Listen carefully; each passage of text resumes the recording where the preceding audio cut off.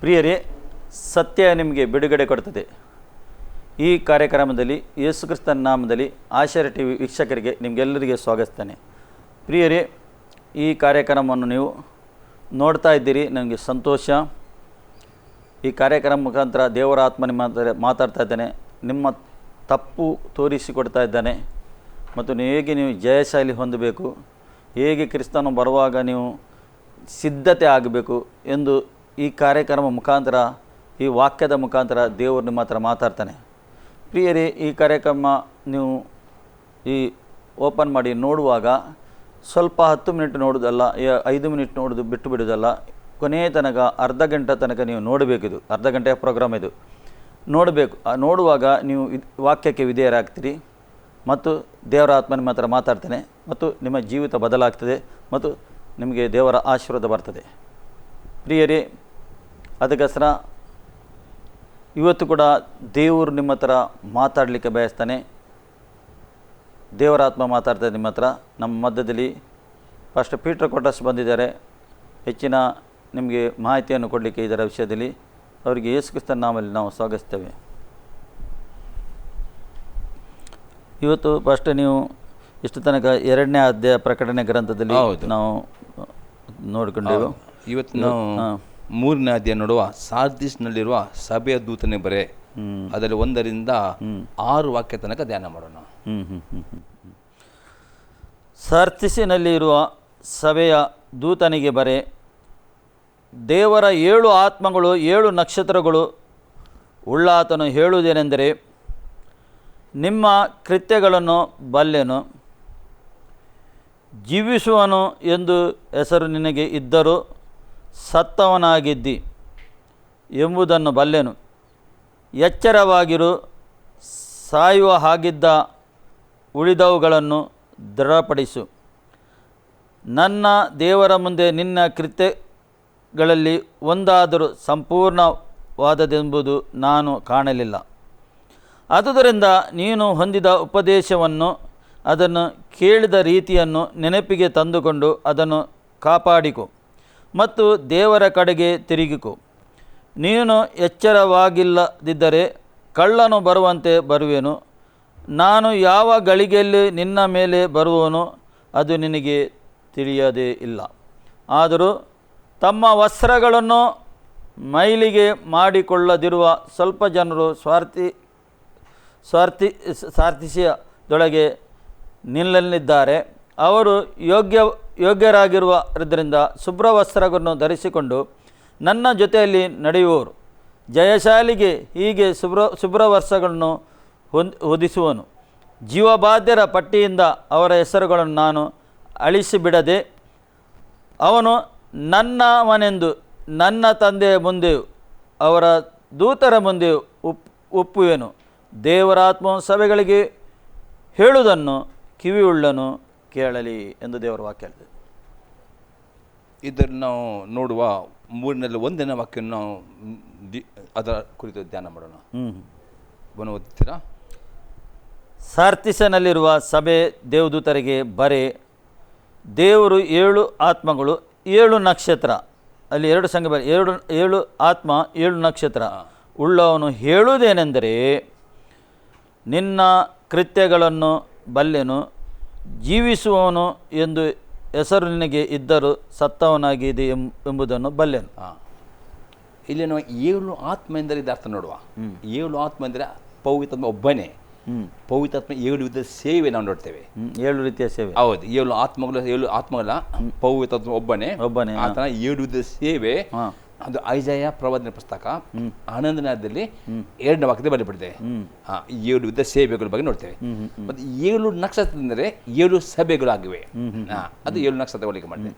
ಇಲ್ಲದಿದೆ ನಿನ್ನ ಕೃತ್ಯಗಳು ದೇವರೆಂದರೆ ಪ್ರತಿಯೊಬ್ಬ ವಿಶ್ವಾಸಿಯು ಮಾಡುವಂತ ಕೃತ್ಯಗಳನ್ನು ದೇವರು ಬಲ್ಲವನಾಗಿದ್ದೆ.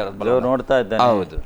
ಅದಕ್ಕೆ ಈ ಸಭೆಯ ವಿಶ್ವಾಸಿಗಳಿಗೆ ಹೆಸರು ಜೀವಿಸುವವರಿಂದ ಹೆಸರು ಅವರಿಗೆ, ಅದವರು ಆತ್ಮದಲ್ಲಿ ಅವರು ಸತ್ತವರಾಗಿದ್ದಾರೆ.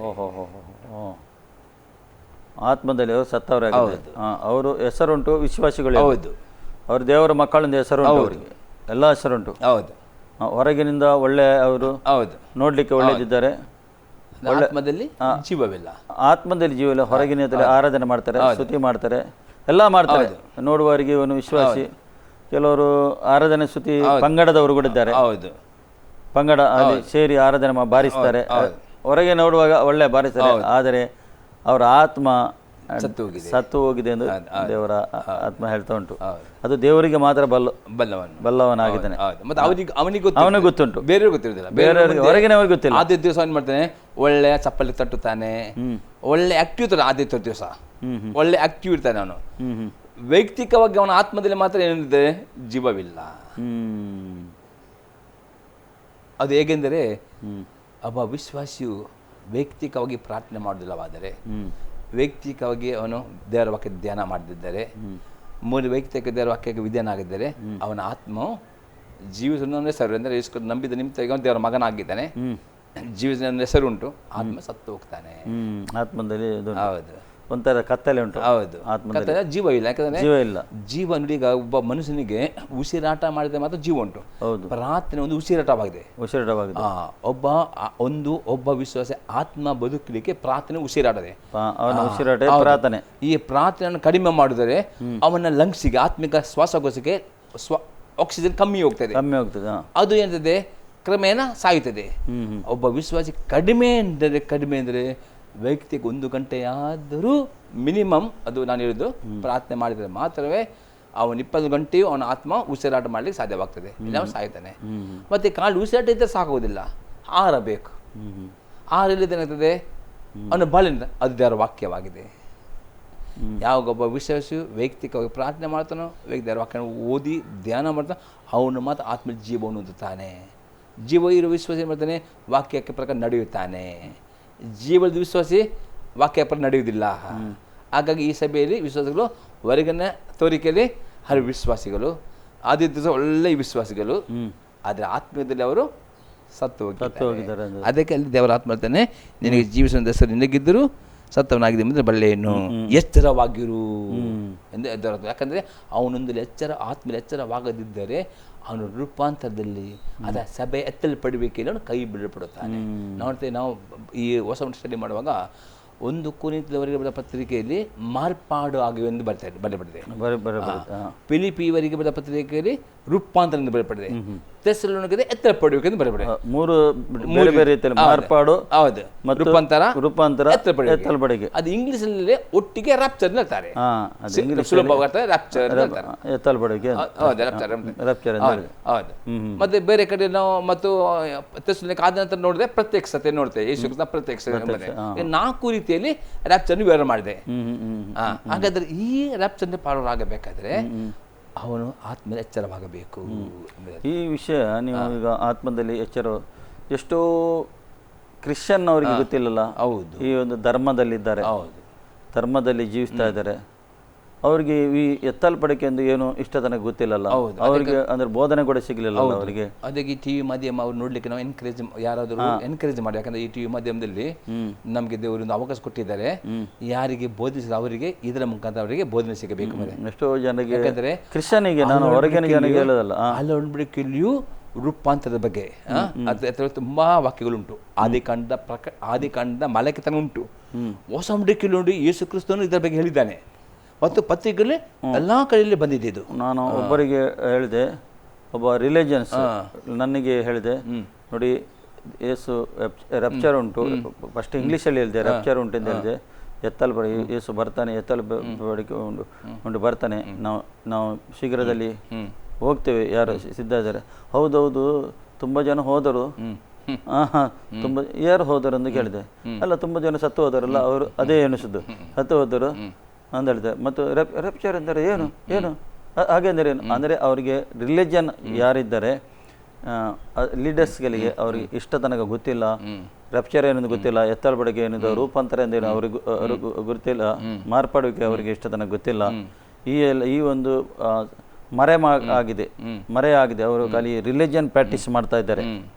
ಈ ಒಂದು ರಿಲಿಜನ್ ಮಾತ್ರ ಪ್ರಾಕ್ಟೀಸ್ ಮಾಡ್ತಾರೆ. ಅವರು ಏನು ಇದು ಧರ್ಮದಲ್ಲಿ ಕಲಿಸ್ತಾರೆ ಅದೇ ಪ್ರಾಕ್ಟೀಸ್ ಮಾಡ್ತಾರೆ. ಅವರು ಸತ್ಯವೇದ ಪ್ರಾಕ್ಟೀಸ್ ಮಾಡಲಿಕ್ಕೆ ಹೋಗುವುದಿಲ್ಲ. ಸತ್ಯವೇದ ಮೊನ್ನೊಬ್ಬರ ಹತ್ರ ನಾನು ಮಾತಾಡಿದೆ. ಅವ್ರು ಹೇಳಿದ್ರು, ಅವರೇ ಸ್ವಂತವಾಗಿ ಫೋನ್ ಮಾಡಿದ್ರು ನನಗೆ. ಅವ್ರು ಹೇಳಿದರು, ನಾನೀಗ ಇದು ಏನು ನಾನೀಗ ರೆವಲ್ಯೂಷನ್ ಓದಲಿಕ್ಕೆ ಶುರು ಮಾಡಿದ್ದೇನೆ. ನಾನು ಹೇಳಿದೆ, ಸಿಸ್ಟರ್ ನಿಮಗೆ ಅರ್ಥ ಆಗ್ತದೆ ಅದು ಅಂತ ಹೇಳಿದೆ. ಅಲ್ಲ, ಅರ್ಥ ಆಗ್ತದೆ, ಅದು ಅರ್ಥ ಆಗಲಿ ಪರಿಶುದ್ಧ ಆತ್ಮ ಬೇಕಲ್ಲ ಹೇಳಿದೆ ನಾನು. ನೀವು ಪರಿಶುದ್ಧ ಆತ್ಮನ ನಿಮಗೆ ಗುರುತುಂಟ ಅಂತ ಹೇಳಿದೆ. ಪರಿಶುದ್ಧ ಆತ್ಮನ ಬೇಕು, ಆದರೆ ಮಾತ್ರ ಅದು ಅರ್ಥ ಆಗ್ತದೆ. ಇಲ್ಲದ್ರೆ ಈ ಪ್ರಕರಣಕ್ಕಂತ ಅಷ್ಟು ಈಸಿ ಇಲ್ಲ ಅರ್ಥ ಆಗೋದು. ಅಲ್ಲ ಆಗ್ತದೆ. ನಾನು ಕೇಳಿದ್ದೇನೆ, ಒಂದು ಸೈತಾನನ ಒಂದು ಕಾರ್ಡ್ ಬರ್ತದೆ, ಕಾರ್ಡ್ ಸೈತಾನ ಒಂದು ಕಾರ್ಡ್ ಬರ್ತದಂತೆ, ಅದು ನಾನು ತಗೊಳ್ದಿಲ್ಲ, ಕಾರ್ಡ್ ನಾನು ತಗೊಳ್ದಿಲ್ಲ ಅಂತ ಹೇಳಿದ್ರು. ಮತ್ತು ಅವರ ಪರಿಶುದ್ಧ ಫಾದರ್ ಇದ್ದಾರಲ್ಲ ಮೇಲೆ, ಅವರು ಒಳ್ಳೆಯವರು, ಪರಿಶುದ್ಧ ಫಾದರು ಒಳ್ಳೆಯವರು, ನಮಗೆ ಅವರದ್ದು ದೀನತೆ ಉಂಟು. ಮತ್ತು ಪುನಃ ಹೇಳಿದರು, ಅವರು ದೀನರು 7 ವರ್ಷ ಅಂತ ಗೊತ್ತುಂಟು ಅವರಿಗೆ. ದೀನರ ಆ ಸಮಯಕ್ಕೆ ಹೋಗುದಿಲ್ಲ, ದೀನತೆ ಇದ್ದವರು ಆ ಸಭೆಗೆ ಹೋಗುದಿಲ್ಲ, ಇದ್ದರು ಆ ಸಭೆಗೆ ಹೋಗುದಿಲ್ಲ. ನಾನೇ ಹೇಳಿದೆ, ಸಿಸ್ಟರ್ ಹಾಗೆಲ್ಲ ನೀವು ರಕ್ಷಣೆ ಹೊಂದಬೇಕಲ್ಲ ಅಂತ ಹೇಳಿದೆ.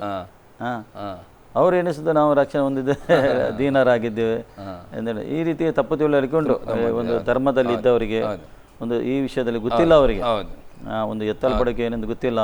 ಅವ್ರು ಹೀಗೆ ನಡೀತಾ ಇದ್ದಾರೆ. ಅಂದರೆ ನಾವೊಂದು ದೀನ ರೀತಿಯಲ್ಲಿ ಇದ್ದೇವೆ, ನಾವೊಂದು ಪ್ರಾರ್ಥನೆಯಲ್ಲಿದ್ದೇವೆ. ಅವ್ರಿಗೆ ಗೊತ್ತಿಲ್ಲ ಯಾರ ಹತ್ರ ಪ್ರಾರ್ಥನೆ ಮಾಡ್ತಾರೆ. ಈ ಸತ್ಯವೇದ ಪ್ರಾಕ್ಟೀಸ್ ಮಾಡೋದಿಲ್ಲ, ಅವರ ಧರ್ಮದಲ್ಲಿ ಏನು ಕಲಿಸಿದೆ ಅವರಿಗೆ ಪ್ರಾಕ್ಟೀಸ್ ಮಾಡ್ತಾ ಇದ್ದಾರೆ. ಅದಕ್ಕೋಸ್ಕರ ಎಚ್ಚರಿಸ್ತಾನೆ. ಈಗ ಟಿವಿ ಮಾಧ್ಯಮ ಮುಖಾಂತರ ದೇವರು ಎಚ್ಚರಿಸ್ತಾನೆ ಅವರಿಗೆ.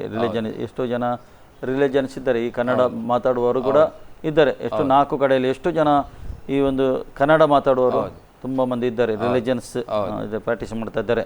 ಅದಕ್ಕೋಸ್ಕರ ಇವರು ಸತ್ಯವೇದ ಓದಿದ್ದು ಈ ಒಂದು ಮಾಧ್ಯಮ ಮುಖಾಂತರ ತಿಳ್ಕೊಳ್ಬೇಕಂದ್ರೆ ದೇವರ ಆತ್ಮ ಬಯಸ್ತಾನೆ ಕಡೆಯ ಕಾಲಕ್ಕೆ. ಮುಂದೆ 2ನೇ ವಾಕ್ಯ ಓದಿ. ಸಾಯುವ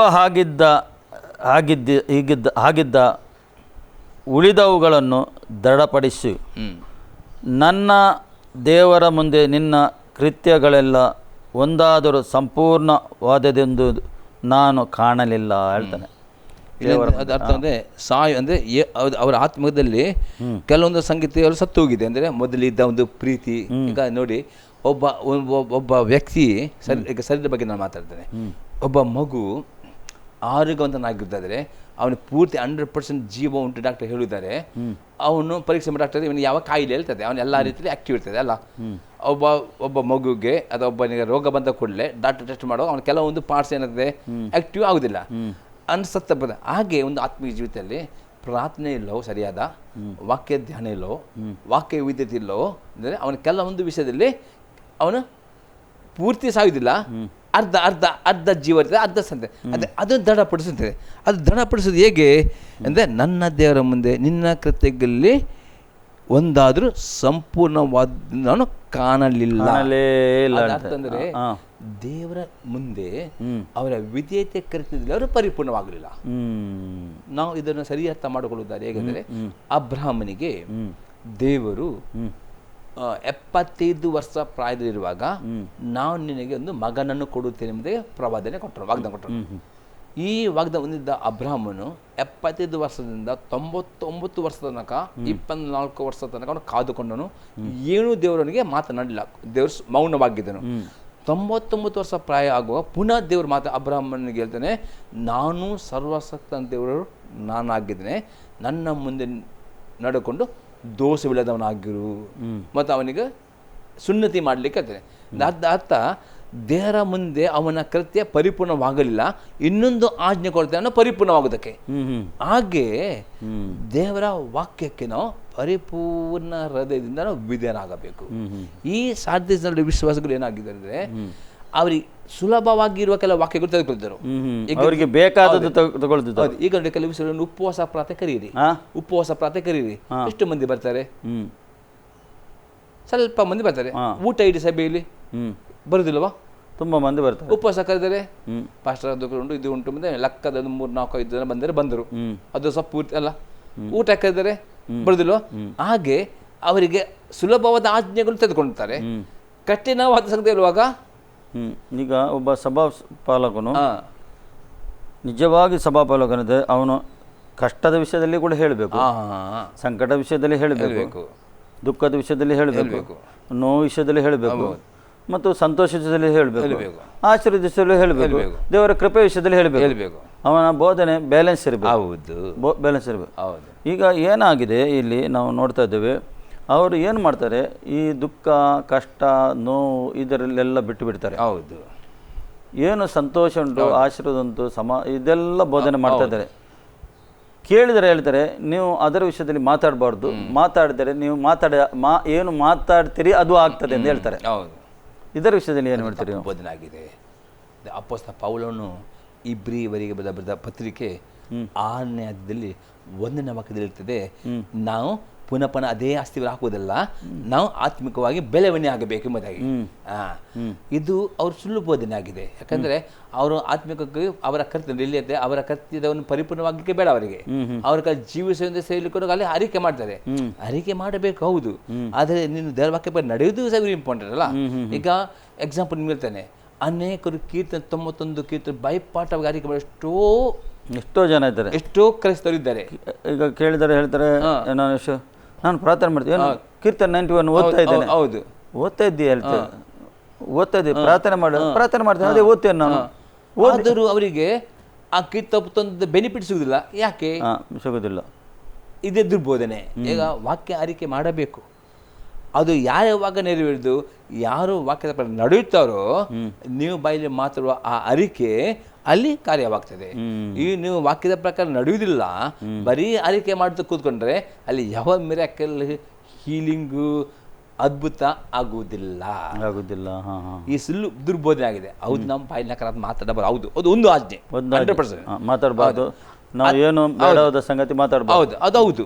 ಅದು ಉಳಿದ ಸಂಗತಿಗೆ ನೀವು ಇದರಾಗಬೇಕಾದ್ರೆ ವಾಕ್ಯ ಹೇಳ್ತದೆ. ಅದು ನೀವು 9 ಸಂಗತಿಗಳನ್ನು ಬಿಟ್ಟುಕೊಂಡು ಒಂದು ಸಂಗತಿ ತೆಗೆದುಕೊಂಡ್ರೆ ಅದು ಕಾರ್ಯವಾಗುದಿಲ್ಲ. ಅದಕ್ಕೆ ಇಲ್ಲಿ ಇರುತ್ತದೆ ಅವರ ಅರಿಕೆಗೆ ಇಂಪಾರ್ಟೆಂಟ್ ನಾವು ಕೊಟ್ಟರೆ ಬೇರೆ 9 ಸಂಗತಿ ಬಿಟ್ಟು ಬಿಡ್ತೇವೆ. ಅದರಲ್ಲಿ ಏನು ಅದು ದೇವರ ಮುಂದೆ ಪರಿಪೂರ್ಣ ಆಗುದಿಲ್ಲ. ಅದಕ್ಕೆ ಅಲ್ಲಿ ಇರ್ತದೆ, ನಿನ್ನ ಕರ್ತವ್ಯಗಳಲ್ಲಿ ಪರಿಪೂರ್ಣ. ದೇವರ ಮುಂದೆ ನೋಡಿ, ದೇವರ ಆತ್ಮನು ನಮ್ಮನ್ನು ಪ್ರತಿದಿನ ನೋಡುತ್ತಾನೆ. ಹೌದು. ಈಗ ಅಲ್ಲಿ ಬಿಡಿ ಎಷ್ಟೋ ದೇವರ ಜನರಿದ್ದರು, ಅವರೆಲ್ಲ ಚರಿತ್ರೆ ಉಂಟು ಅಲ್ಲ.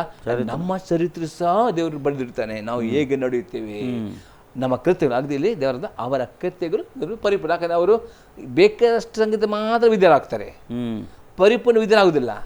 ಅದಕ್ಕೆ ನೋಡಿ ಮತ್ತೆ ಬರೋ ಸುವಾರ್ತೆ 5ನೇ ಅಧ್ಯಾಯದಲ್ಲಿ 20ನೇ ವಾಕ್ಯದಲ್ಲಿ, ನಿಮ್ಗೆ ಸತ್ಯ ಹೇಳ್ತೇನೆ, ನಿಮ್ಮ ನೀತಿಯು ಶಾಸ್ತ್ರಿಗಳ ಮತ್ತು ಪರಿಸರ ನೀತಿಗಳ ಜಾಗದಿದ್ದರೆ ಪರಲೋಕ ರಾಜ್ಯಕ್ಕೆ ಸೇರುವುದಿಲ್ಲ. ಯಾಕೆ ಪರಿಸರ ಮಾಡ್ತಿರ್ತ ಅವರಿಗೆ ಬೇಕಾದ ಜನರು ಕೆಲವು ಆಜ್ಞೆ ದಶಮಾಂಶ ಕೊಡುದು, ಜನರು ದಾನ ಧರ್ಮ ಮಾಡ್ತಾರೆ, ಜನರಿಗೆ ತುಂಬಾ ದಾನ ಮಾಡಿದ್ರೆ ತುಂಬಾ ಭಕ್ತರಾಗಿ ದಾನ ಧರ್ಮ ಮಾಡ್ತಿದ್ದರು. ಜನರು ತೋರುದು ದೇವರ ಮುಂದೆ ಕೆಲವು ಸಂಗತಿಗಳು ಅವರು ಮಾಡ್ತಿರ್ತಾರೆ. ಅದಕ್ಕೆ ಏಸ್ಕೊತ ಅಂತಾನೆ, ನಿಮ್ಮ ನೀತಿಯು ಶಿಷ್ಯರ ನಿಮ್ಮ ನೀತಿಯು ಅವರ ನೀತಿಗಿಂತಲೂ ಹೆಚ್ಚಾಗಿದೆ, ಪರಲೋಕ ರಾಜ್ಯ ಸೇರಿದ. ಹಾಗಾದ್ರೆ ಅದೇ ಅರ್ಥವಾಗಿದೆ. ಅಂದರೆ ನಮ್ಮ ಕೃತ್ಯ ಅಂದರೆ ನಮ್ಮ ಯಾವ ಕೃತ್ಯ, ವಿಧೇಯತೆ ಕೃತ್ಯವು ಈ ಸಭೆ ವಿಶ್ವಾಸಗಳು ಏನಾಗಿದ್ದು ದೇವರ ಮುಂದೆ ಪರಿಪೂರ್ಣ ಆಗಲಿಲ್ಲ. ಅದೇ ದೇವರ ಆತ್ಮ ಹೇಳ್ತಾನೆ, ನಿನಗೆ ಜೀವಿಸುವ ಮಾತ್ರ ಹೆಸರುಂಟು, ಆತ್ಮದಲ್ಲಿ ಸತ್ತದ್ದು. ಈಗ ಯಾವ ಎಲ್ಲ ಸತ್ತು ಹೋಗಲಿಲ್ಲ ಅಂದ್ರೆ ಸ್ವಲ್ಪ ಜೀವ ಉಂಟು, ಪೂರ್ಣ ಸಾಯಲಿಲ್ಲ. ಅದಕ್ಕೆ ನೋಡಿ ಅರ್ಧ ಜೀವ ಉಂಟು. ಅದೇ ಯಾವುದು ಸತ್ತು ಹೋಗಿದೆ ಅದುಂಟು ಅಂದ್ರೆ ಅದು ಹೇಗೆ ಜೀವ ಮಾಡುದು, ವಿಧೇಯತೆಯಲ್ಲಿ ಅವನು ಮಾಡುವುದರೆ ಎಲ್ಲವೂ ಜೀವವಾಗುತ್ತದೆ. ಅದಕ್ಕೆ ಅಲ್ಲಿ ಆ ಸಭೆಗೆ ಅಲ್ಲಿ ಹೇಳ್ತದೆ, ನನ್ನ ದೇವರ ಮುಂದೆ ನಿನ್ನ ಕೈಯಲ್ಲಿ ಒಂದಾದ್ರೂ ಸಂಪೂರ್ಣವಾದ ನಾನು ಕಾಣಲಿಲ್ಲ ಎಂದು ಹೇಳ್ತದೆ. ದೇವರು ಹೇಳ್ತಾನೆ, ಕಾಣಲಿಲ್ಲ ನಾನು ಅಂತ ಹೇಳ್ತಾನೆ. ಅಂದ್ರೆ ಅರ್ಧ ಇದ್ದಾನೆ ಎಲ್ಲದರಲ್ಲಿ. ಹೌದು, 50-50 ಇದ್ದಾನೆ. ಅವರು ಎಂತದೆ 90 ಬರ್ತದೆ, 99 100% ನಾವು ದೇವರಿಗೆ ಶರಣರಾಗಬೇಕು. ನಾಟ್ 99 ಅಲ್ಲ, 100%. ಆಮೇನ್. ಇವತ್ತು ಅನೇಕರು 100% ಬರಲ್ಲ, 1% ಇರ್ತಾರೆ. 99 ದೇವರಿಗೆ 100% ಸಮರ್ಪಣೆ ಬೇಕು. ನನ್ನ ಆಲೋಚನೆ ಎಲ್ಲವನ್ನು ಟೋಟಲ್ ಕೊಡಬೇಕು. ದೇವರ ಪಾದ ಬಳಿಗೆ ಬರಬೇಕು ನಾವು. ಆಗ ಪರಿಪೂರ್ಣ ಜೀವ ಇರುತ್ತದೆ. ಆತ್ಮದಲ್ಲಿ ಅವನು ಆರೋಗ್ಯವಂತನಾಗುತ್ತಾನೆ. ಅವನಿಗೆ ಯಾವ ಸಿಕ್ನೆಸ್ ಇರುವುದಿಲ್ಲ, ಅವನು ಯಾವ ರೋಗ ಅವನಿರುವುದಿಲ್ಲ. ಇಲ್ಲಂದ್ರೆ ಹೊರಗೆ ಅವನ ಜೀವ ಉಂಟು, ಒಳಗೆ ಕೆಲವು ವಿಷಯಗಳು ಸತ್ತವನಾಗಿದ್ದಾನೆ. ಅದು ಅರ್ಥವಾಗಿದೆ, ಅದರ ಅರ್ಥ ಆಗಿದೆ. ಮುಂದೆ ನಾವು ನೋಡುವ. ಆದುದರಿಂದ ನೀನು ಹೊಂದಿದ ಉಪದೇಶವನ್ನು, ಅದನ್ನು ಕೇಳಿದ ರೀತಿಯನ್ನು ನೆನಪಿಗೆ ತಂದುಕೊಂಡು ಅದನ್ನು ಕಾಪಾಡಿಕೋ ಮತ್ತು ದೇವರ ಕಡೆಗೆ ತಿರುಗಿಕೋ. ನೀನು ಎಚ್ಚರವಾಗಿಲ್ಲದಿದ್ದರೆ ಕಳ್ಳನು ಬರುವಂತೆ ಬರುವೆನು. ನಾನು ಯಾವ ಗಳಿಗೆಯಲ್ಲಿ ನಿನ್ನ ಮೇಲೆ ಬರುವೆನು ಅದು ನಿನಗೆ ತಿಳಿದೇ ಇಲ್ಲ. ಅದನ್ನು ಇದು ಫಸ್ಟ್ ಪಾರ್ಟ್ ನೋಡುವ. ಆದ್ದರಿಂದ ನೀನು ಹೊಂದಿದ ಉಪದೇಶವನ್ನು, ಅದನ್ನು ಕೇಳಿದ ರೀತಿಯನ್ನು ನೆನಪಿಗೆ ತಂದುಕೊಂಡು ಅದನ್ನು ಕಾಪಾಡಿಕೋ ಮತ್ತು ದೇವರ ತಿರುಗು. ಇಲ್ಲಿ ನೋಡ್ತೇವೆ, ದೇವರ ಆತ್ಮನ ಸಭೆಯಲ್ಲಿ ತನ್ನ ಸೇವಕರ ಮುಖಾಂತರ ಮಾತನಾಡ್ತಾನೆ. ದೇವರು ತನ್ನ ಸಭೆಯಲ್ಲಿ ಸಭಾಪಾಲಕರ ಉದ್ದೇಶ ಯಾಕಂದರೆ ನೋಡಿ, ಇವತ್ತು ಅನೇಕರು ಸಭಾಪಾಲಕರು ಇಲ್ಲ, ಸಭಾಪಾಲಕರ ಒಂದು ಸೇವೆ ಆಗಿದೆ. ಅವರು ಬೋಧಿಸೋರು ಆಗಬೇಕು, ವಾಕ್ಯನ ಬೋಧಿಸೋರು ಆಗಬೇಕು. ಆ ಯಾವ ಸಭೆಯಲ್ಲಿ ಸಭಾಪಾಲಕರು ವಾಕ್ಯನ ಬೋಧಿಸ್ತಾರೋ ಆ ಸಭೆ ವಿಶ್ವಲ್ಲಿ ಏನು ಮಾಡಬೇಕು, ಅದನ್ನು ಸರಿ ಕೇಳಬೇಕು, ಅವ್ರದ್ದು ಬೋಧಿಸೋ ನೆನಪಿಟ್ಟುಕೊಂಡು ಅದನ್ನು ಕಾಪಾಡಿಕೊಳ್ಳಬೇಕು. ಬಾರಿ ಕೇಳೋರು ಮಾತ್ರ ಅಲ್ಲ, ಕೆಲವರು ಆದೇಶ ಮೇಸಗಳಿರ್ತದೆ, ಪಾಸ್ಟರ್ ಹೊಗಳ್ತಾರೆ, ಪಾಸ್ಟರ್ ಒಳ್ಳೆ ಮೇಸ ಕೊಟ್ಟರು ಅದೇ ಸ್ವಲ್ಪ ಪಾಪ ಖಂಡಿಸ್ತಾ ಇರ್ತಾರೆ ಅವ್ರು. ಮತ್ತೆ ಪಾಸ್ಟರ್ಗೆ ಕೈ ಕೊಟ್ಟು ಹೋಗ್ತಾರೆ ಕೆಲವರು, ಏನಂದರೆ ಮುಖ ಬಾಡಿ ಹೋಗ್ತಾರೆ. ಪಾಸ್ಟರ್ ಒಳ್ಳೆ ಮೇಸ ಕೊಟ್ಟರೆ ಕೈ ಕೊಟ್ಟು ಪಾಸ್ಟರ್ ಹೇಳ್ತಾರೆ, ಯಾರು ಇವರಿಗೆ ಹೇಳಿಕೊಟ್ಟಿದ್ದಾರೆ, ಹೌದು, ನೆರೆಕವರು ನನ್ನ ವಿಷಯದಲ್ಲಿ ಕೇಳಿ, ಹೌದು ಹೌದು, ಇಲ್ಲದ್ರೆ ಸಭೆಯವರು ಯಾರು ನನ್ನ ವಿಷಯದಲ್ಲಿ ಹೇಳಿದ್ದಾರೆ, ಹೌದು, ಅವ್ರು ಒಪ್ಪುವುದಿಲ್ಲ, ಪಾಪವನ್ನು ಬಿಟ್ಟು ಬಿಡುವುದಿಲ್ಲ, ಅವರು ಬೆರಳು ತೋರಿಸ್ತಾರೆ. ಹೌದು, ಇಲ್ಲದ್ರೆ ಕೆಲವು ಜನ ಹೀಗೆ ರೀತಿ ಇರುತ್ತೆ, ವಾಕ್ಯ ಕೊಡುವಾಗ ಅದು ನನಗೆ ಅಂತ ತಗೊಳ್ತಾರೆ, ಅವರಿಗೆ ಅಂತ ಅವ್ರ ವಿಷಯದಲ್ಲಿ ಇವರಿಗೆ ಸರಿ ಆಗ್ಲಿಕ್ಕೆ ಬೇಡ, ಯಾವ ಬೇರೆಯವರು ಸರಿ ಬೇಡ ಅಂತವರು ತುಂಬಾ ಕಷ್ಟ ಸಂಕಟಕ್ಕೆ ಸಿಕ್ಕಿ ಬೀಳ್ತಾರೆ. ಅಂತವರು ಆತ್ಮಿಕದಲ್ಲಿ ಅವರು ಸಾಯ್ತಾರೆ. ಅದಕ್ಕೆ ಇಲ್ಲಿ ಪವಿತ್ರ ನೀನು ಸಭೆಯಲ್ಲಿ ಕೇಳಿದ ಬೋಧನೆ, ಇವತ್ತು ಈಗ ಟಿವಿ ಮಾಧ್ಯಮದಲ್ಲಿ ಸಹ ದೇವರ ಆತ್ಮನ ಕೃಪೆಯಿಂದ ನಾವು ಇವತ್ತು ಎಲ್ಲ ಸಭೆಗಳಿಗೆ ಎಲ್ಲ ಕರೆಸಿ ನಾವು ಬೋಧಿಸ್ತೇವೆ. ಈ ಬೋಧನೆ ದೇವರ ಆತ್ಮನ ತಾನೇ ಪ್ರೇರೇಪಣೆ ನಾವು ಇಲ್ಲಿ ಬೋಧಿಸ್ತೇವೆ. ಏನು ಬೋಧನೆ ಕೇಳುತ್ತವರು ನಮ್ಮ ಜನರು, ನಮ್ಮ ಕ್ರೈಸ್ತ ಜನರು ಕೇಳಿದ ಆ ಬೋಧನೆಯನ್ನು ಆ ರೀತಿಯ ನೆನಪಿ ತಂದುಕೊಂಡು ಅದನ್ನು ಕಾಪಾಡಿಕೊಂಡರ್ಥ ಅದಕ್ಕೆ ವಿಧೇಯನಾಗುತ್ತಾನೋ ಅವನು ಆತ್ಮದಲ್ಲಿ ಜೀವ ಇರುತ್ತಾನೆ. ಇಲ್ಲದ್ರೆ ನೀನು ದೇವರಿಗೆ ತಿರುಗಿಕೋ ಎಂದರ್ಥ ಏನು? ಈಗ ಈ ವಾಕ್ಯನ ಕೇಳುವವರು ಅನೇಕರಿಗೆ ನಾನು ನಂಬುತ್ತೇನೆ, ದೇವರ ಆತ್ಮನು ಅವರು ಪರಿಪೂರ್ಣ ಕೇಳಿದರೆ ಅವರ ಪಾಪ ದೇವರು ತೋರಿಸಿಕೊಟ್ಟೇ ಕೊಡ್ತಾನೆ. ಖಂಡಿತ ಆಮೇನ್. ನಂಬುತ್ತೀರಿ ನೀವು? ಖಂಡಿತ ನಂಬುತ್ತೇನೆ. ಆಗ ಈಗ ಈ ಸರಿಯಾಗಿ ಕೇಳಿದರೆ ವಾಕ್ಯ ಖಂಡಿತವಾಗಿ ಅವರ ಪಾಪ ದೇವರು ತೋರಿಸಿಕೊಡ್ತಾನೆ. ಏನು ಪಾಪ ಉಂಟು, ಪಾಪನ ತೋರಿಸಿಕೊಡುವಾಗ ಯಾರದು ಹೌದು ದೇವ ನೀನು ಇವತ್ತಿನ ಸೇವಕರ ಮುಖಾಂತರ ಮಾತಾಡಿದ ಹಾಗೆ ನನ್ನಲ್ಲಿ ಇಲ್ಲ, ನಾನು ಆತ್ಮದಲ್ಲಿ ಜೀವ ಇಲ್ಲ, ನಾನು ಹೇಳಿದ್ದೇನೆ ಜೀವ ಉಂಟು, ಅದೇ ನಿಜ ಜೀವವಿಲ್ಲ ಎಂಬುದಾಗಿ ಯಾರು ಒಪ್ಪಿಕೊಂಡು ಪಶ್ಚಾತ್ತಾಪಟ್ಟುಕೊಂಡು ಕೇಳಿದ ಬೋಧನೆಯನ್ನು ಕೈಕೊಂಡು ನಡೆಯುತ್ತಾರೋ ಅವರು ಆತ್ಮದಲ್ಲಿ ಸತ್ತು ಹೋದದನ್ನು ದೃಢಪಡಿಸ್ತಾರೆ. ಕೆಲವು ಇನ್ನೊಂದು ಸಂಗತಿ ಉಂಟು ವಿಶ್ವಾಸದಲ್ಲಿ, ನಾನು ಪಶ್ಚಾತ್ತಾಪ ಪಡುವ ಅಗತ್ಯ ಇಲ್ಲ, ನಾನು ಪಶ್ಚಾತ್ತಾಪ ಒಂದ್ಸರಿ ಪಟ್ಟಿದ್ದೇನೆ, ಒಂದ್ಸರಿ ನಾನು ಪಟ್ಟಿದ್ದೇನೆ. ಈಗ ಪದೇ ಪಶ್ಚಾತ್ತಾಪ ಇವರು ಪಶ್ಚಾತ್ತಾಪ ಇವರು ಸುಳ್ಳು ಬೋಧನೆ ಎಂದು ಇವರು ಹೇಳ್ತಾರೆ. ಏನು ಹೇಳ್ತಾರೆ ಅದರಲ್ಲಿ? ಇಲ್ಲ, ಇವರು ಪದೇ ಪಶ್ಚಾತ್ತಾಪ ಪಡಲಿಕ್ಕೆ ಹೇಳ್ತಾರೆ ನಮಗೆ. ನಾವು ಪಶ್ಚಾತ್ತಾಪ ಪಡಲಿಲ್ಲ, ಒಂದ್ಸರಿ ಪಶ್ಚಾತ್ತಾಪ ಪಡೆದೇವೆ. ಇವರು ಪುನಃ ಪಶ್ಚಾತ್ತಾಪ ಆಗಿ ಬರ್ತಾರೆ. ಇವರು ಸುಳ್ಳು ಬೋಧರು, ಅವರು ಸತ್ಯ ಬೋಧರು ಅಂತ ಹೇಳ್ತಾರೆ. ಇದರ ಜನ ಸ್ವಸ್ಥ ಬೋಧನೆ ಹೇಳ್ತದೆ, ನಾವು ರಕ್ತ ಮಾಂಸದಲ್ಲಿ ಜೀವಿಸ ತನಕ, ಲೋಕವನ್ನು ಬಿಟ್ಟು ಹೋಗೋ ತನಕ, ಪರ್ಲು ಹೋಗೋ ತನಕ ನಮ್ಮ ರಕ್ತ ಮಾಂಸದ ನಿಮಿತ್ತವಾಗಿ ಅಪ್ಪಸ್ ಪೌಲ್ ಹೇಳ್ತಾನೆ, ನಾವು ದಿನಾಲು ನಾವು ಪಶ್ಚಾತ್ತಾಪ ಪಡುವ ಹರದೆ ನಮಗೆ ದಿನಾಲು ನಾವು ಪಶ್ಚಾತ್ತಾಪ ಪಡಬೇಕು. ಒಬ್ಬ ಪಶ್ಚಾತ್ತಾಪ ಪಡೆದರೆ ಅವನನ್ನು ನಾವು ಹೇಗೆ ಇರಬಹುದು, ಅವನ ಪರಿಚಯ ಇರಬಹುದು, ಅವನ ಪರಿಚಯ ಇರಬಹುದು, ಅಥವಾ ಅವನ ಸ್ವನೀತಿವಂತ, ಅವನ ಆತ್ಮಿಕ ಅಹಂಕಾರಿ, ತಾನೇ ನೀತಿವಂತ ಇಲ್ಲ. ದಿನಾಲು ಅಪ್ಪಸ ಪೌಲನು ಸಹ ಆತ ಹೇಳ್ತಾರೆ, ನಾನು ಪರಿಪೂರ್ಣ ಆಗಲಿಲ್ಲ, ಇನ್ನು ನಾನು ಸಂಪೂರ್ಣವಾಗಿದ್ದಕ್ಕೆ ನಾನು ಪ್ರಯತ್ನ ಮಾಡ್ತೇನೆ. ನಾನು ಸಂಪೂರ್ಣ ದಿನಾಲು ಆಗಲಿ ಉಂಟು, ಆ ಪರಲೋಕ ಹೋಗೋ ತನಕ ಅದು ಸಂಪೂರ್ಣವಾಗಲೇ ಉಂಟು, ಅದನ್ನ ಪಶ್ಚಾತ್ತಾಪ ಉಂಟು. ಯಾಕಂದ್ರೆ ರಕ್ತ ಮಾಂಸ ಸ್ವಭಾವ ನಮ್ಮಲ್ಲಿ ಇದ್ದ ನಿಮಿತ್ತವಾಗಿ ನಾವು ದೊಡ್ಡ ದೊಡ್ಡ ಪಾಪ ಮಾಡದೆ ಇರಬಹುದು, ಅದೇ ನಮ್ಮ ಆಲೋಚನೆಯಲ್ಲಿ ಬಾಯಿ ಮಾತಿನಲ್ಲಿ ಪಾಪ ಮಾಡಲಿಕ್ಕೆ ಅನೇಕ ಅವಕಾಶಗಳು ಇರುವುದ ನಿಮಿತ್ತವಾಗಿ ನಾನೇ ನೀತು ಅಂತನೋ ನಾನು ಪಶ್ಚಾತ್ತಾಪ ಪಡ್ಲಿಕ್ಕಿಲ್ಲ ಅಂತ ಹೇಳಿದ್ರೆ ಅವನು ಡೇಂಜರ್ ನಲ್ಲಿ ಇದ್ದಾನೆ. ಯಾಕಂದ್ರೆ ಕೀರ್ತನೆ 51 ಕೀರ್ತನೆ 17ನೇ ವಾಕ್ಯದಲ್ಲಿ ಕುಗ್ಗಿದ ಮನಸ್ಸೇ ನನಗೆ ಇಷ್ಟವಾದ ಯಜ್ಞ, ಪಶ್ಚಾತ್ತಾಪದಿಂದ ಜಜ್ಜುವುದನ್ನು ನಾನು ಎಂದಿಗೂ ತಿರಸ್ಕರಿಸುವುದಿಲ್ಲ.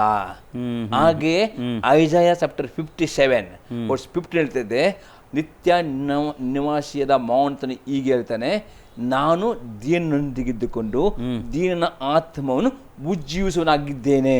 ಅಂದ್ರೆ ಅರ್ಥ, ಯಾರು ಪಶ್ಚಾತ್ತಾಪ ಪಡುತ್ತಾರೋ ಅಂಥವರ ಆತ್ಮದಲ್ಲಿ ಪವಿತ್ರಾತ್ಮನು ವಾಸ ಮಾಡುತ್ತಾನೆ. ಆಮೇಲೆ ಇನ್ನು ಕೂಡ ಕೆಲವು ಸಂಗತಿ ಉಂಟು. ನಮಗೆ ಹಳೆ ಒಡಂಬಡಿಕೆ ನಮಗೆಲ್ಲ, ನಮಗೆ ಹೊಸ ಒಡಂಬಡಿಕೆ.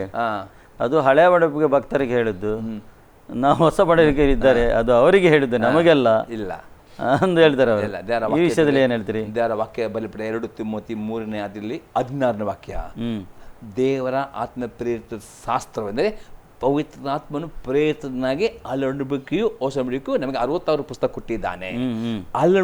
ಹಳೆಯೊಡಂಬಡಿಕೆಯಲ್ಲಿ 5 ಪುಸ್ತಕ ಉಂಟಲ್ಲ, ಆದಿಕಾಂಡ, ವಿಮೋಚನಕಾಂಡ, ಯಾಜಕಕಾಂಡ, ಅರಣ್ಯಕಾಂಡ, ಧರ್ಮದ, ಅದರಲ್ಲಿರುವ ಶುದ್ಧಾಚಾರ ನಿಯಮವನ್ನು ಯಜ್ಞ ಸಮರ್ಪಣೆ ಮಾತ್ರ ಕ್ಯಾನ್ಸಲ್ ಮಾಡಿದೆ. ಬೇರೆ ಯಾವುದೂ ಕ್ಯಾನ್ಸಲ್ ಆಗಲಿಲ್ಲ, ಯಾವುದು ಕ್ಯಾನ್ಸಲ್ ಆಗಲಿಲ್ಲ.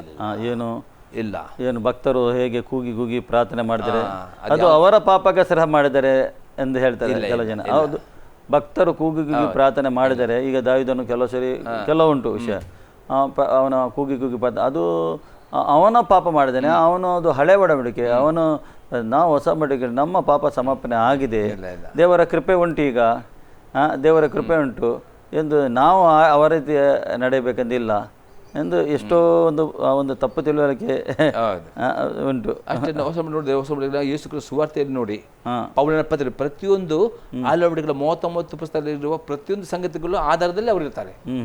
ಅಪೊಸ್ತಲ ಪೌಲನ ಪತ್ರಿಕೆಯಲ್ಲಿ ನೋಡಿ, ಪೇತ್ರನ ಪತ್ರಿಕೆ ನೋಡಿ, ಯೇಸು ಕ್ರಿಸ್ತ 4 ಸುವಾರ್ತೆ ಅದೆಲ್ಲರಲ್ಲಿ ಅವರು 39 ಹಳೆಯ ಪುಸ್ತಕದಲ್ಲಿ ಇರುವ ಸಂಗತಿಗಳಿಗೆ ಆಧಾರವಾಗಿ ಬರೆಯಲ್ಪಟ್ಟಿದ್ದೀವಿ. ಅವರು ಇಲ್ಲ, ಖಾಲಿ ಇಷ್ಟೇ ಶುದ್ಧಾಚಾರ ನಿಯಮ, ಪಾಪ ಸಮರ್ಪಣೆ ಯಜ್ಞವಿಧಿ ನಿಯಮ, ಇದು ಮಾತ್ರ ಕ್ಯಾನ್ಸಲ್ ಆಗಿದೆ. ಅದೇ ಯೇಸು ಕ್ರಿಸ್ತ ನಮಗೆ ಯಜ್ಞ ಕೊಟ್ಟಿದ್ದಾನೆ. ಯಜ್ಞ ಹೋಮ ಇತ್ತು, ಅವರು ಧೂಪ ಹಾಕ್ತಿದ್ರು, ಅದು ಕ್ಯಾನ್ಸಲ್ ಮಾಡಿದ್ರು, ಕುರಿ ಕಡಿತಾ ಇದ್ದರು ಅವರು, ಹೌದು ಅದೆಲ್ಲ ಇತ್ತು ಅವರು. ಅದು ಯೇಸು ಕ್ರಿಸ್ತ ಮುಖಾಂತರ ಕ್ಯಾನ್ಸಲ್ ಆಗಿದೆ. ಕೈಕಾಲು ತೊಳೆದು ಹೋಗ್ತಿದ್ರು, ಕೈಕಾಲು ಶುದ್ಧಾಚಾರ ಮಾಡಿ, ಅದು ಮಾತ್ರ ಕ್ಯಾನ್ಸಲ್ ಆಗಿದೆ. ಅದು ಕ್ಯಾನ್ಸಲ್ ಆಗಿದೆ, ಬೇರೆ ಯಾವುದು ಕ್ಯಾನ್ಸಲ್ ಮಾಡಲಿಲ್ಲ. ಅದು ಕ್ಯಾನ್ಸಲ್ ಆಗಿದೆ ಅಂದ್ರೆ ಯೇಸು ಶಿಲುಬೆಯಲ್ಲಿ ಒಂದೇ ಸರಿ ಯಜ್ಞ ಅರ್ಪಿಸಿದ್ದಾನೆ. ಹೌದು, ಒಂದೇ ಸರಿ ಯಜ್ಞ ಆಗಿದೆ. ಯೇಸುವಿನ ದೇಹದ ಮುಖಾಂತರ ತಂದೆಯ ದೇವರಿಗೆ ಯಜ್ಞ ಅರ್ಪಿಸಿ ಆಗಿದೆ, ಒಂದೇ ಸರಿ ಧೂಪ ಹಾಕಿದೆ, ಎಲ್ಲ ಆಗಿದೆ. ಆ ಒಂದು ಯಜ್ಞ ಇನ್ನು ಆಗಬೇಕಂದು ಇಲ್ಲ ಎಂದು ಈ ದೇವರ ವಾಕ್ಯದ ಮುಖಾಂತರ ದೇವರು ತಿಳಿಸ್ತಾ ಇದ್ದಾನೆ. ದೇವರು ನಮಗೆ ಸ್ತೋತ್ರವಾಗಲಿ. ಎಷ್ಟೋ ಸಂಗತಿ ನಿಮ್ಮ ಮುಖಾಂತರ ದೇವರು ಮಾತಾಡಿದನು, ದೇವರಿಗೆ ಸ್ತೋತ್ರವಾಗಲಿ. ಅದು ದೇವರ ಆತ್ಮ ಪ್ರಯಾಣದಿಂದ ನೀವು ಹೇಳಿದಿರಿ, ಅಂದರೆ ಸಭೆ ಹೇಗೆ ಇರಬೇಕು, ಯಾವ ರೀತಿಯಲ್ಲಿ ಇರಬೇಕು, ಮಕ್ಕಳು ಯಾವ ರೀತಿಯಲ್ಲಿ ನಡೆಯಬೇಕು ಎಂದು ನಾವು ಸತ್ಯವೇದದ ಮುಖಾಂತರ ನಾವು ದೇವರು ನಮಗೆ ಎಚ್ಚರಿಸಿದ್ದಾನೆ. ಪ್ರಿಯರೇ, ಪದೇ ಪದೇ ದೇವರು ನಮಗೆ ಎಚ್ಚರಿಸ್ತಾನೆ. ನಮಗೊಂದು ಮನಸ್ಸು ಕೊಡಲ್ಪಟ್ಟಿದೆ. ಆ ಮನಸ್ಸಲ್ಲಿ ನಾವು ಎಚ್ಚರಿಸುವಾಗ ನಾವು ಒಳಗೆ ತಗೊಂಡು ನಾವು ಎಚ್ಚರವಾಗಿ ಇರಬೇಕು. ಏಕೆಂದರೆ ಒಳ್ಳೆಯದು ಕೆಟ್ಟದರು ಪ್ರಿಯರೇ ನಮಗೆ ಅರಿವು ಕೊಟ್ಟಿದ್ದಾನೆ ದೇವರು. ಪ್ರಾಣಿಗಳಿಗೆ ಪಕ್ಷಿಗಳಿಗೆ ಕೊಡಲಿಲ್ಲ, ಮಾನವನಿಗೆ ಕೊಟ್ಟಿದ್ದಾನೆ. ಅದು ಮಾನವನು ದೇವರ ದೃಷ್ಟಿಯಲ್ಲಿ ಅತಿ ಶ್ರೇಷ್ಠನಾಗಿದ್ದಾನೆ.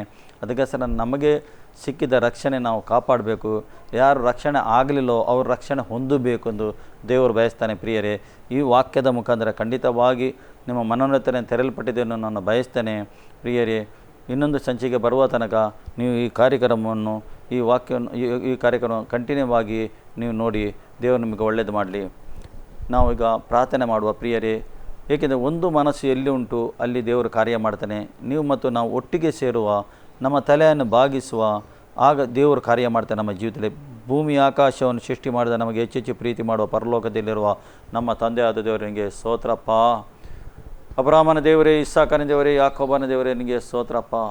ನಿನ್ನ ಆಶೀರ್ವಾದ ಮಕ್ಕಳ ಮೇಲೆ ಇಳಿದು ಬರಬೇಕಂದು ನಾನು ಪ್ರಾರ್ಥನೆ ಕತನೆ. ಯಾರು ನಿರಾಶೆ ಹೋಗಬಾರ್ದು ಕತನೆ. ನಿನ್ನ ಆತ್ಮದ ದೇವರಿಗೆ ತುಂಬಿಸಬೇಕಂದು ನಾನು ಪ್ರಾರ್ಥನೆ ಕತನೆ. ನಿನ್ನ ಕಾರ್ಯಕ್ರಮವನ್ನು ಇಡೀ ಕಾರ್ಯಕ್ರಮವನ್ನು ನೋಡಿದ್ದಾರೆ ಕತನೆ. ಈಗ ಮಾಡುವ ಕತನೆ ಬರಬೇಕಾದ ಸಕಲ ಆಶೀರ್ವಾದದಿಂದ ತುಂಬಿಸು.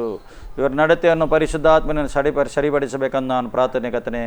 ಮಾನವನು ಯಾರು ಸಂಪೂರ್ಣ ಇಲ್ಲ ಕತನೆ, ಆದರೂ ಕತನೆ ದಿನದಿಂದ ದಿನ ಸಂಪೂರ್ಣ ಆಗಲಿಕ್ಕೆ, ನಮ್ಮ ನಡತೆ ಸರಿಯಾಗಲಿಕ್ಕೆ ದೇವರ ಆತ್ಮನೇ ಸಹಾಯ ಮಾಡಬೇಕೆಂದು ನಾನು ಪ್ರಾರ್ಥಿಸ್ತೇನೆ. ಪ್ರೀತಿ ಸ್ವರೂಪನ ತಂದೆ ಸ್ತೋತ್ರ, ನಿನ್ನ ಬಲ ನಿನ್ನ ಶಕ್ತಿ ಹಿಡಿದು ಬಂದಿದ್ದಕ್ಕೆ ಸ್ತೋತ್ರ. ಸರಿಯಾದ ಮಾರ್ಗದಲ್ಲಿ ನಡೆಸಬೇಕೆಂದು ನಾನು ಪ್ರಾರ್ಥಿಸ್ತೇನೆ ತಂದೆ ದೇವರೇ. ಈ ದಿವಸಗಳಲ್ಲಿ ನಿನ್ನ ಸಹಾಯ ಬೇಕತ್ತನೆ. ಯೆಹೋವನು ಕಾಯ್ದಿದ್ದರೆ ಕಾಯುವನು ವ್ಯರ್ಥ ಅಂತ ದೇವರ ವಾಕ್ಯ ಹೇಳ್ತಿದೆ. ಯೆಹೋವನು ನಿಮ್ಮನ್ನು ಕಾಯುತ್ತಾನೆ, ಯೆಹೋವನು ನಿಮ್ಮನ್ನು ಕಾಪಾಡ್ತಾನೆ. ಧೈರ್ಯದಿಂದಿರಿ ತಂದೆ ಸ್ತೋತ್ರ ಕರ್ತನೇ. ನೀನು ಇವರಿಗೆ ಆಶೀರ್ವಾದ ಮಾಡಿದ್ದಕ್ಕೆ ಸ್ತೋತ್ರ, ದೇವರ ಆಶೀರ್ವಾದ ಬಂದಿದ್ದಕ್ಕೆ ಸ್ತೋತ್ರ, ನಮ್ಮ ಪ್ರಾರ್ಥನೆ ಕೇಳಿದ್ದಕ್ಕೆ ಸ್ತೋತ್ರ, ಉತ್ತರ ಕೊಟ್ಟಿದ್ದಕ್ಕೆ ಸ್ತೋತ್ರ. ಎಲ್ಲ ಘನ ಮಾನ ಸಲ್ತಾ ಯೇಸು ಕ್ರಿಸ್ತ ನಾಮದಲ್ಲಿ ಪ್ರಾರ್ಥನೆ, ಆಮೇನ್. ಈ ಕಾರ್ಯಕ್ರಮ ನೋಡಿದ್ದಕ್ಕೆ ನಿಮಗೆ ದೇವರು ಒಳ್ಳೆಯದು ಮಾಡಲಿ. ಮತ್ತು ನಮ್ಮ ಮಧ್ಯದಲ್ಲಿ ಬಂದು ನಮ್ಮ ಸೇವಕರು ನಿಮಗೆ ಒಳ್ಳೆಯ ತಿಳುವಳಿಕೆಯನ್ನು ಕೊಟ್ಟಿದ್ದಾರೆ, ಅವರು ಕೂಡ ದೇವರು ಒಳ್ಳೆಯದು ಮಾಡಲಿ.